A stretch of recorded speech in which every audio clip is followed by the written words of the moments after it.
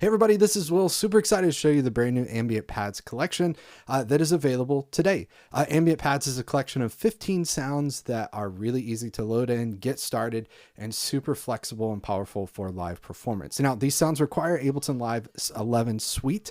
So if you haven't yet, it's time to upgrade to Ableton Live 11, in particular Suite. I'm using built-in instruments, devices, and effects included in Suite, like wavetable, operator, and echo, hybrid reverb, some of the new stuff. So here's what I want to do. I'm going to play through a few sounds. I'm not a keys player, so it's not going to be impressive playing, but you're going to see just kind of the range of some of the sounds included in this collection.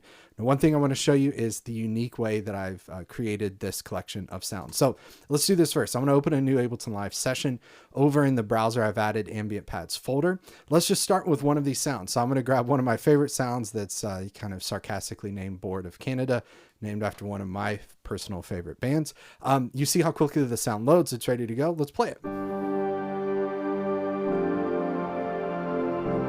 Like I mentioned, these are pre-mapped to instrument racks, and so I can open and close the filter, like I said, to make it go from kind of a bright sound to from a warm sound to a bright sound. So let's play a chord here.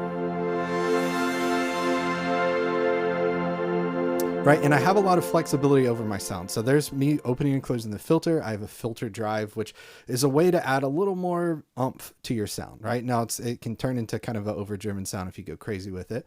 So you want to be careful with that. And then we also have sub gain. So the patches that use, for instance, wavetable, we can turn up sub gain, and you'll hear it just kind of fill out some of the low end sound of our patch, right?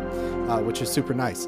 Then we have Unison, which is going to allow us to create kind of a thickened version of our sound. Let me show you what Unison sounds like. Let's load another patch here. Let me show you what Unison sounds like on something that's a little brighter. Okay, so if I open up my filter here, this way we can really hear the effect of the Unison. All right, sounds a little crazy here, but I mean, we could go up to like 65, bring our filter down, and it's going to add a little bit of motion, right? A little bit of movement to our sound. Now, also included in every single one of our patches is the ability to take our reverb completely out if we wanted. And we just get to our default patch. Most of these patches need some sort of reverb to fill them out. That's kind of the way they were created. So, but if you feel like something like this is a little too much verb, then you can just sneak this down and bring a little bit more of the dry signal back into this patch. And then you can balance that with the overall volume of everything. You can also adjust the verb decay. And then we have a shimmer amount, which is built using Ableton Live's hybrid reverb. So we could do something like this.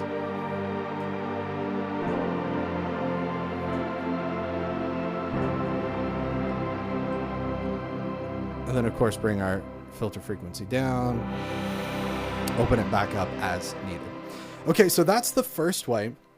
Again, I mentioned I'll do a playthrough here in a second of a couple more patches, at least a few more of my favorites, but that's the first way to load patches in. So you literally just drag them, drop them in, you see how quickly it loads. They're ready to go, right?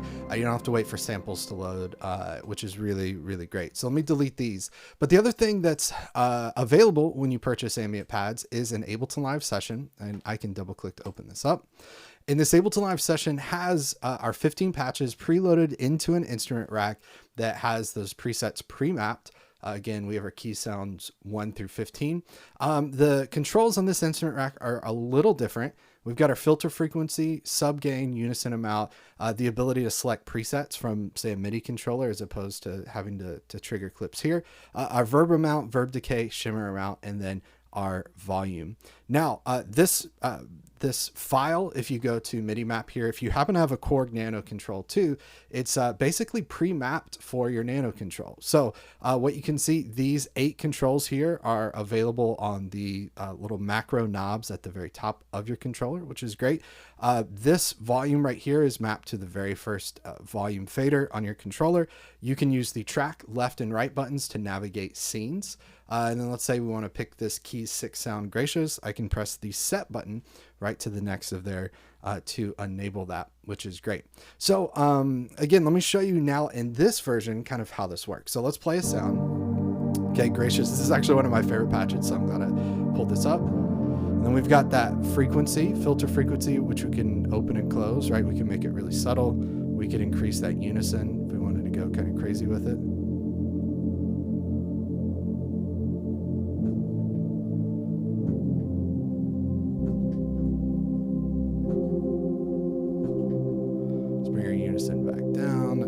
start to open our filter up. Okay, so again, that's one of my favorite patches there. But then what I want to do is I'm going to use my track navigation button here on my Korg Nano Control 2. And I should mention you can use any MIDI controller you want. It just comes pre-mapped for the Nano Control 2. If you have that, I'm going to hit set. I'm going to choose this next patch, Board of Canada. And then now, as soon as I take my foot off the sustain pedal and I re-trigger this sound, what you're going to hear is a smooth transition to my next sound. So let's try that.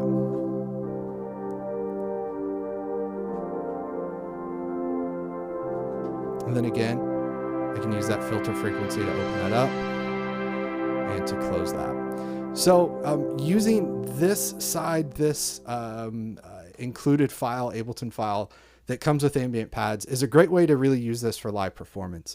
Think if you're working in the studio on a particular session, you just need a sound real quick, boom, like you're ready to go.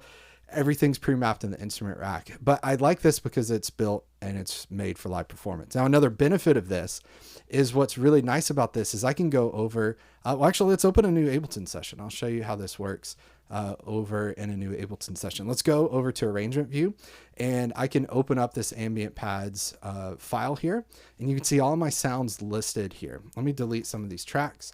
Let's say I want to start the song with this bold statement patch. I can load that in and then I can duplicate this for as many measures as I want that, let's say for 4 measures. And then let's go to keys patch number 2. We're going to be super non-creative here. Okay, we'll do this for 2 measures and then let's jump really far ahead, 2 measures for this. And then finally, let's add with end with voice of an angel. Okay, so then now what's cool about this is let me jump to the beginning and I'm going to press play and I'm just going to play on my MIDI controller and I'm also going to open and close the filter frequency on this as well as I play. Now, because I added this to a new Ableton Live session, it's not automatically mapped to my controller. So I'm just going to do this really quick. Actually, let's do it this way. There we go. Okay. So I'm going to press play along and you'll see, or you'll hear rather, and you'll see all these patches automatically change. Here we go. Oh, it actually helps if you record or enable your track. So let's try that. Here we go. All right, so I'm going to press play. Get open and close my filter. Okay, my sound's going to switch here. There's a switch. And then finally, we switch there. So what's really cool about this, again, you get kind of the 2 versions. You can just load your sounds in and go.